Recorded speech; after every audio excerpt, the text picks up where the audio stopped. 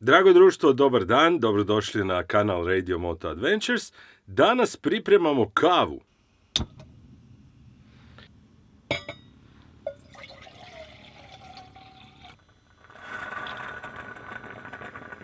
Je li bolja turska kava ili moka pot kava? Kakva je kava bolja za outdoor? To ćemo saznati. Skuhat ću kavu na jedan i drugi način, pa ću usporediti malo i probati proanalizirati što je lakše, što je prigodnije za outdoor upotrebu i zapravo koja je razlika u samom okusu kave kuhane na tradicionalni način kako se kuha na ovim prostorima, to je takozvana turska kava, i moka pot talijanski espresso.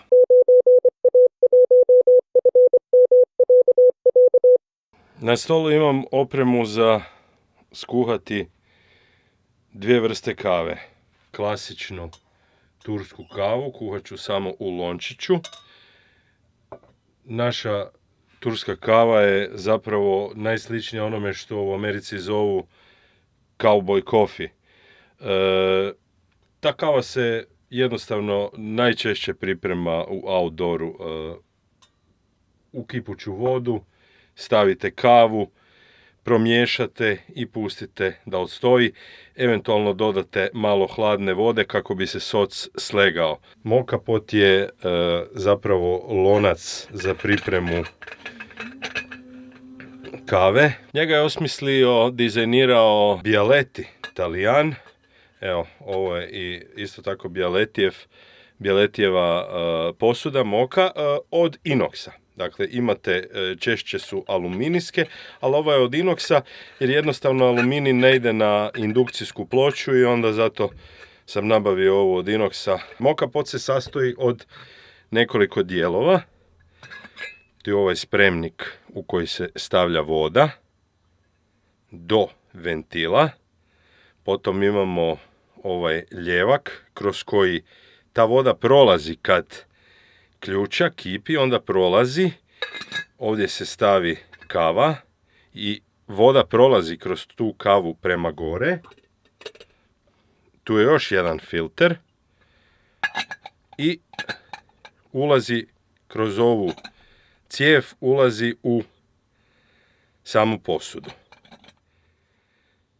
Ta kava se još naziva italijanski espresso, iako je kava sličnija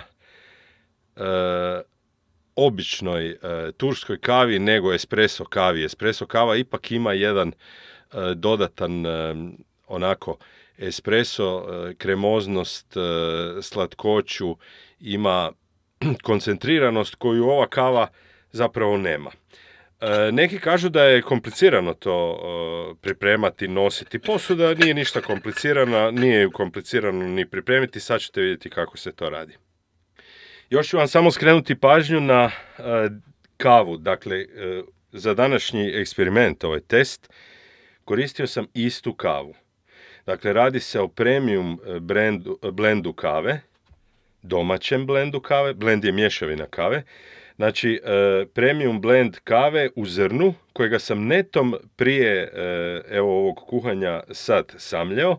Nisam, da vas ne zamaram, da vam to ne pokazujem. Samljeveno je na profesionalnom mlincu kakav se koristi u kafićima. Dakle, za moka kavu, kava mora biti mljevena grublje. Mora biti nešto grublja. Ne znam koliko se to može na kameri vidjeti. Ali ona je nešto grublja. A za tursku kavu mora biti fino mljevena. Dakle, radi se o istoj kavi.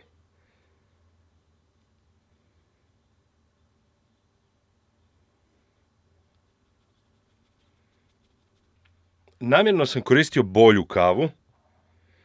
To je mješavina koja se inače tamno pržena je i koristi se za pripremu espressa. Pretpostavio bi čovjek da se radi o različitim kavama. No međutim, evo, ova je sitnije mljevena i svjetlija je, a ova je krupnije mljevena i tamnija je. A zapravo je ista kava.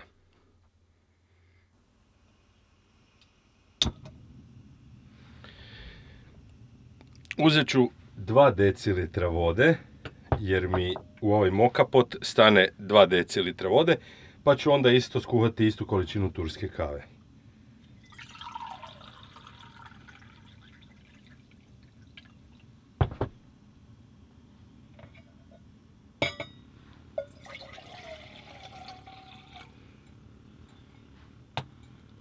Dok mi kava ključa, stavit ću u moku isto tako 2 decilitra vode.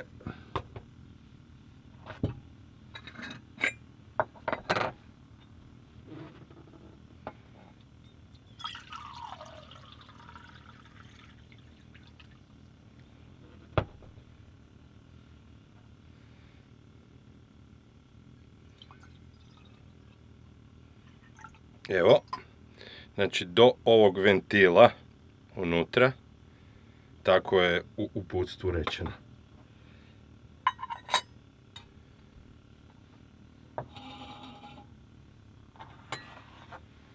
Vrlo jednostavno. Ovo nam je kava za tursku kavu. Ovdje ćemo staviti, sad ćemo vidjeti koliko je potrebno žličica. 1, 2, 3, 4, 5 žličica. Evo, stavit ćemo još malo. Malo ćemo poravnati. Evo, nekakvih 6 žličica kave.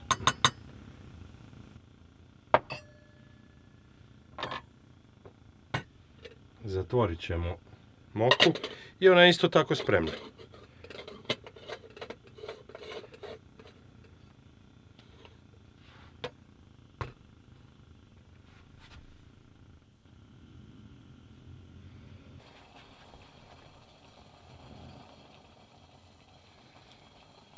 Nakratko skidamo sa plamena, uzimamo ovu finije mljevenu kavu, isto tako stavljamo 1, 2, 3, 4, 5, 6 žličica kave. Kavu promiješamo.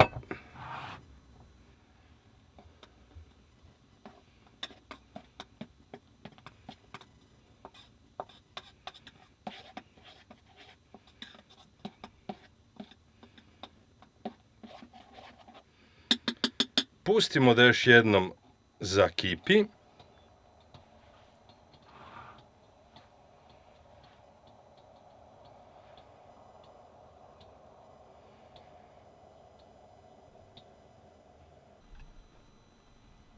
Evo ga.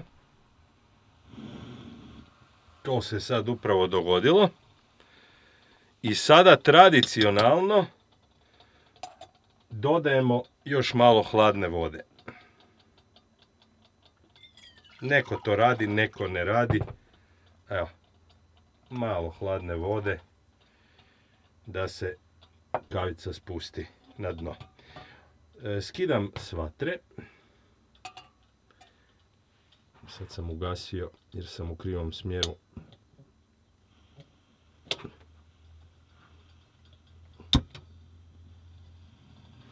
Sad ću staviti moku. I otvorit ću vam poklopac da vidite što se događa. Pokušat ću približiti kameru na bolje mjesto.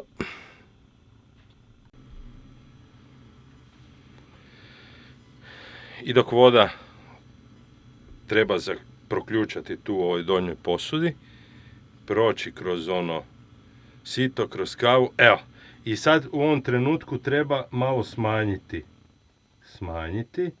da se ovaj protok događa što sporije. Tako kažu znalci koji često kuhaju ovu kavu i kažu da je tako kvalitetnije da voda ne protrči jako, jako brzo, nego da se to ipak dogodi malo sporije.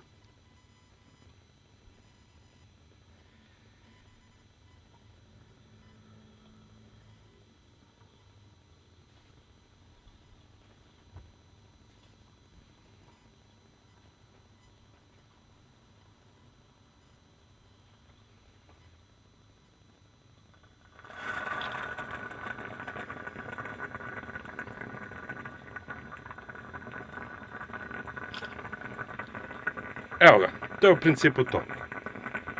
Zatvaram vatru. Kava je kuhana.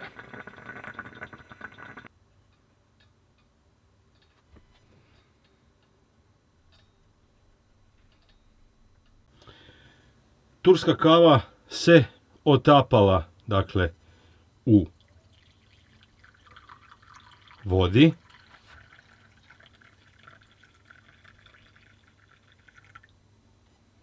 I dolje imamo soc.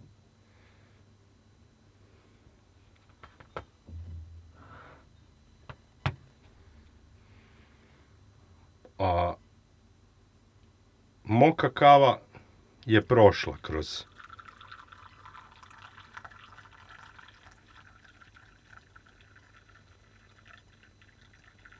dakle, voda je prošla kroz kavu.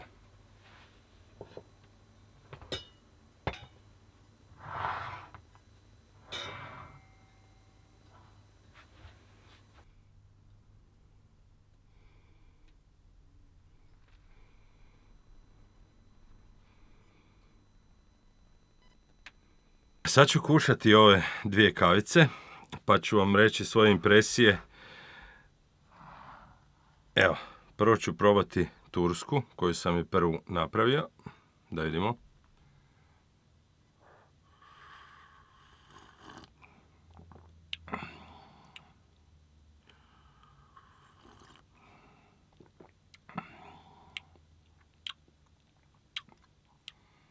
Odlična kava. Nemam riječi, nemam primjedaba. I zapravo ono gdje ljudi ne mogu pogriješiti ako kupe kvalitetniju kavu. Kava u dućanima brendirana kao espresso kava je kvalitetnija mješavina kave od kave koja se prodaje kao kava za tursku kavu. Tako da ukoliko kupite kvalitetniju kavu, tu mješavinu, treba ćete staviti manje kave, a aroma i okus bit će intenzivniji.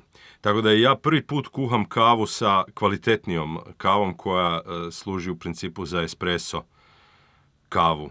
Ne bi imao ništa protiv takvu kavu popiti u prirodi. Idemo vidjeti kakva je kava moka. Koja je razlika?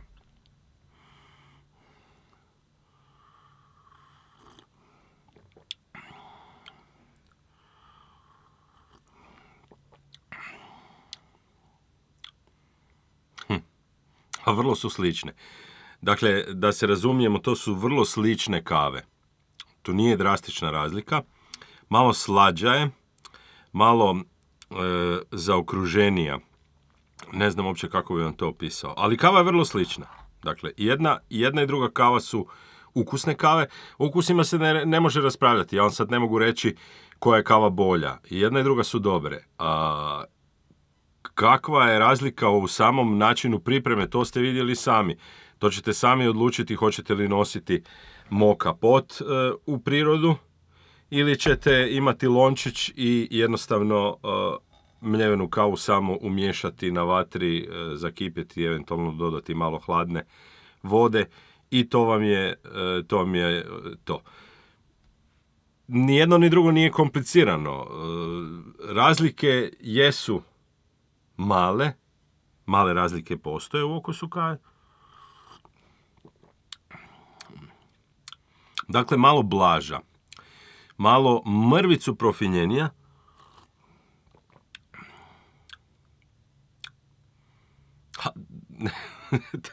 Teško mi dočarat vam sad to. Slične su. A danas ću se nalijat kave.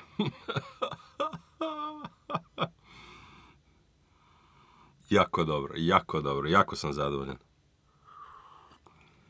Možda čak i stoji kritika da je nepotrebno nositi ovo u prirodu.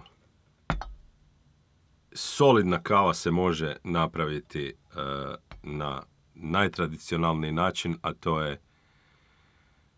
to je turska ili kaubojska kava, kako god želite. Logorska, kamperska, bushcrafterska. Eto, to je obična, normalna, tradicionalna kava. Sad, kakvu ćete kavu staviti, kakvu sirovinu ćete staviti unutra, to će promijeniti okus te kave.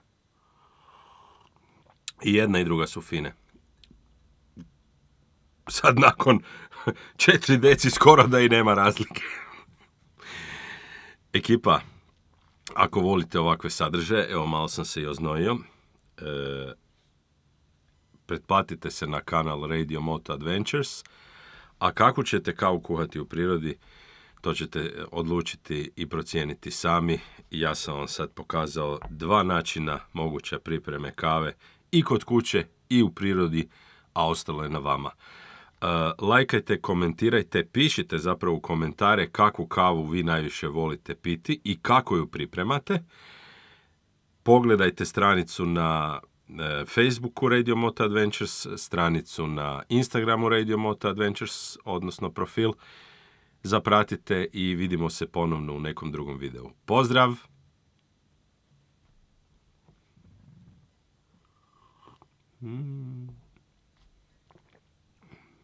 Ne mogu se odlučiti.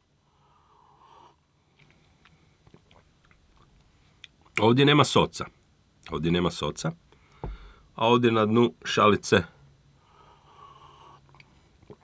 već kad srčete zadnji srk, imate malo soca u šalici. Ali to je čar.